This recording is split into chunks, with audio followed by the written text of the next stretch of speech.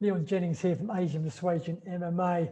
I'm here with Antonio Caruso, who beat Eduard Folayang, the Team Lakai legend, last night at one inside the Matrix. Antonio, I assume you must be a happy man this morning. Yeah, man. Like, I'm not, I'm not gonna lie. Like, I'm great. Like, happy with the win. Happy to come away with the win. But yeah, like I had this set in my mind from the start of this camp that I'm gonna win this fight. You know what I mean? And yeah, a lot of friends and family ring me, ask me that exact same question. Oh, I bet you over the moon. You just said, like I don't want to sound arrogant and I don't want to sound up myself, but I'm not over the moon. I told you so. I said I was going to go out there and I said I was going to beat this guy. I told you I was going to do it, and I've done it now, and it's on to the next one. So yeah, man. Like of course I'm happy with the win, but whether I'm over the moon, nah, man. Like this is my job. I go out there and I fight, and I got the job done today. So yeah, it's just on to the next one for me now. Did the fight go as you planned, as you had it in your head? I'm not gonna lie, no, because I think I ate too much before the fight, and I felt pretty sick going into the whole fight. Man, I was like, man, I feel so bad, and I struggled to get through the rounds with like the way my body was feeling. But yeah, like in terms of the way I knew Edward, yeah, exactly. Like I was like, it was like I knew everything about him. And as soon as I touched him, as soon as I felt him, as soon as I seen him move and the way we moved, I was like, yep, it's going to go exactly as I need. So that's what I felt like. Even though I didn't feel the greatest, I knew that here was the great. Here was 100%. This, my body, unfortunately, was, probably about 60, 70%. But, in here, I knew even with that lack of my body, I know what it takes to beat him. And yeah, the game plan was exactly what we needed. And yeah, I got, the job done.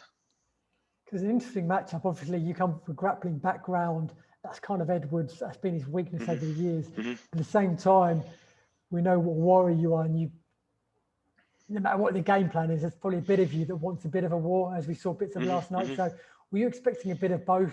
Some all-out war, some tactical, Yeah, up and down to the yeah, ground. yeah. No, definitely. Like I went into the fight, and as I approach any fight, look, I always want to get my hands on you and take you to the ground and submit you and beat you up and do what I do on the ground.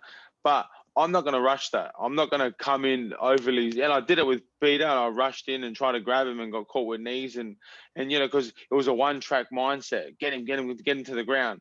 But this time it was, oh, no, we'll trade. And if I need to take him to the ground, I will. If I need to put him against the fence, I will. And if it's going well in the striking department, yeah. And then that's what I'm, was happy about with this fight.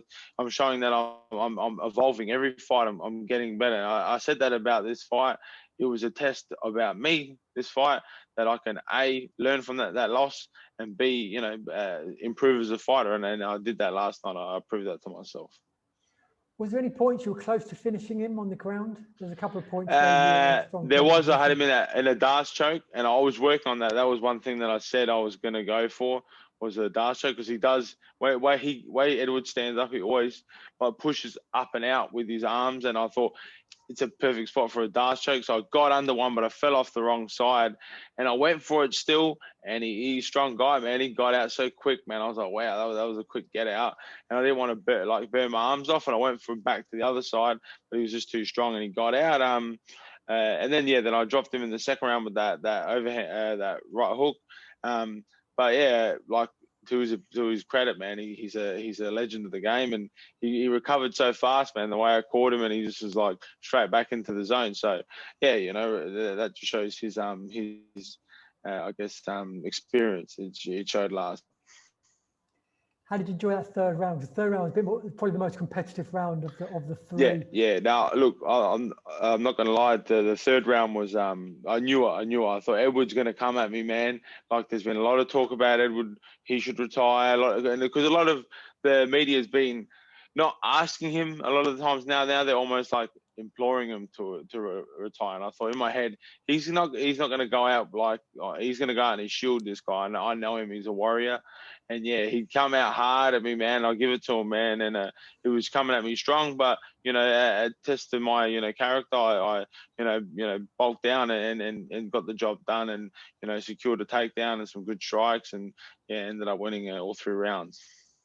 How are the legs today? Because he landed a few Yeah, mid kicks in the third round. you know what? A lot of people have been asking me that. They're like, "How are your legs?" And I was like, "Man, honestly, they're fine. Like, I don't honestly, I don't." He landed I checked a lot of them, and I've been practicing for years, man. Me and my brother, we practice at home all the time. We kick like posts. My brother always used to make me do it as a kid. He used to make me boot the like the wooden post at the front of my house. So man, I knew it, man. I'm like, I got these rock hard chins, and every time he kick, I just turn like just the slightest turn of his shin, and I reckon I caught him early on the shin, and I think he was a bit like, oh, that's a lot harder than I think. And every time he'd catch me with a kick, I'd check and return with the right hand, and I think I got his respect off him with it, you know. So yeah. How's your hand? So we saw after, I think you a little trip to the hospital last night. Yeah. So your hand bandaged up. No, I didn't. Yeah, I didn't go to the hospital. I just I had my thumb. I must have hit on his head, and just had a bit of ice on it. But other than that, it's all right. Yeah, my foot. And I think that's why I had ice on my foot, because in the last round I think we kicked and I hit him right on the knee. So I'm gonna just go down to the hospital about 12 o'clock, and they're gonna just do the scans, make sure nothing's broken. But yeah, just a couple of niggles here and there. You know, all in a day's work. If I could sing or dance, you know what I mean, I wouldn't have to worry about these injuries. But you know, I can't. Have you spoke to Aung and Martin since last night? How they doing? Nah, I messaged them. I messaged the boys. I want to give them their space.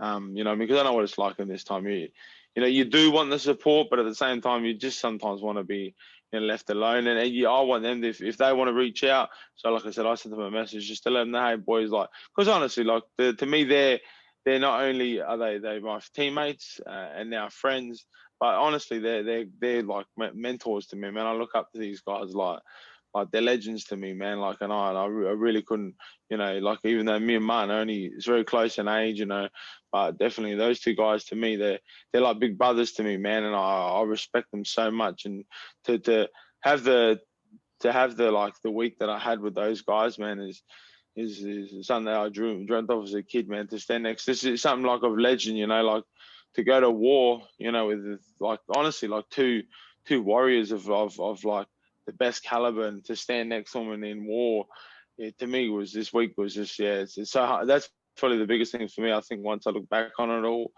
and I realized, man, like this week was not only history making for, you know, one championship, you know, martial arts itself, but for me, man, to say, man, I like these are, you know, I went to war with my brothers, and you know, and on the world stage, and so for me it hurt, man. Like as much as I'm happy that I won, man, but you know, to like I said, to see my friends and teammates, and like I said, my mentors, man, to lose it broke my heart a little bit, man, because you know, I know how much those boys put in, man, and how much they wanted those wins. And, you know, especially with Martin, you know, I feel like, you know, he had that fight won, man. And I feel like, you know, he just got caught with a lucky shot, man. And I feel for him, man. You know, I hurt for him. And you know, I know Aung was, you know, he was set on that match, man. It was a big fight for him. And, you know, but it's the game, it's the business, you know what I mean? Like, as much as I could be sitting here, you know, talking about a loss, it's just the business, man. And I know those boys will come back bigger, badder, and stronger. So those guys who took their belts, man, like don't find a place for them to keep them yet, because the boys are coming to get their belts back, and I'm telling you, they're going to come back hard.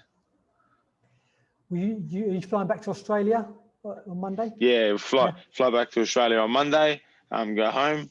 To my friends and family. So I'm really excited about that. They had a massive thing at my house yesterday, and it was crazy. Like I couldn't even believe it. I was seeing some videos that had like flares. There was about 60 to 100 people in my driveway going absolutely bonkers. So it was pretty humbling to see, man. Like this thing, you know, like to pull these people together from, you know, all sorts of walks of life and all sorts of communities, and to bring them together just to watch me fight, man. It was, it's pretty surreal. So I was rapt to see that, man. That was probably one of the coolest things after the fight to see.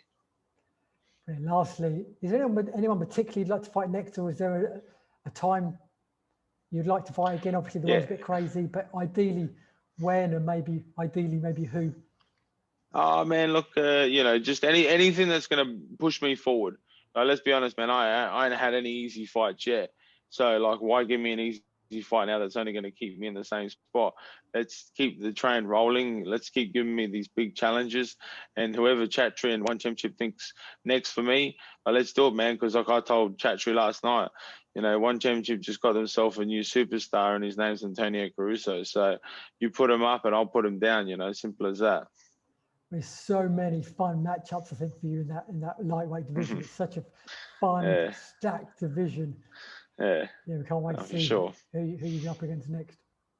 Yeah, for sure. So it's up to them, mate. I'm not big on calling people out. Like I've said many times, hey, Peter, man, I want my O back. He's the only guy that I really got like my eyes on for a fight. But any of the guys, hey, anyone want to have a scrap, let me know, man, because I'm down. Which quickly, actually, who do you see winning next week between Peter Boustan, Timothy Nastukin? I mean, I think that's the #1 contender fight. Yeah, it's going to be. You can't take away Peter's range. He's just so big and tall and lanky. So you got to give him that. But you know, Timothy, he's a ferocious guy. He's going to come at him with a lot of energy. So yeah, you know, I mean, it's going to be a tough one. But if I was a betting man, which I'm not, because I'm worthless with bets, I'd put on Peter. So, but you know, best of luck to both of them. Doesn't mean that Timothy can't get the job done, because he's a dangerous man as well. So yeah, it's a bit of a hard one to pick there. Cool. Look forward to that. Look forward to your next fight. Thanks for talking to us today. Congratulations again on last night. Speak to you next time. Easy, mate. Thanks for having me. Cheers, mate. Cheers, mate.